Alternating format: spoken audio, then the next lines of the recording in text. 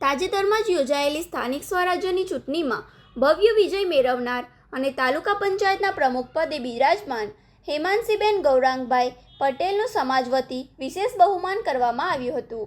આ ઉપરાંત ભરૂચ જિલ્લાના વિવિધ સરકારી અને સામાજિક હોદ્દાઓ પર કાર્યરત સમાજના અન્ય પ્રતિભાવંત ભાઈઓ અને બહેનોનું પણ સ્ટેજ પરથી શાલ ઓઢાડીને અને પુષ્પગુચ્છ આપીને ભાવભર્યું અભિવાદન કરવામાં આવ્યું હતું.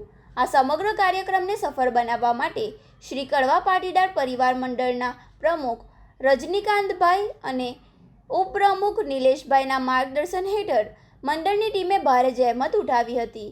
સંસ્થાના યુવક મંડળ અને મહિલા મંડળ દ્વારા સ્ટેજ મેનેજમેન્ટથી લઈને મહેમાનોના સ્વાગત સુધીનું તમામ આયોજન અત્યંત સુચારું અને પ્રશંસનીય રીતે કરવામાં આવ્યું હતું.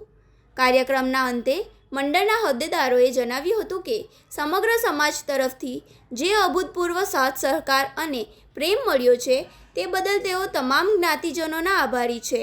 આ પ્રસંગે હાજર રહેલા અગ્રણીઓએ સમાજના ઉત્થાન અને એકતા પર વિશેષ ભાર મૂક્યો હતો.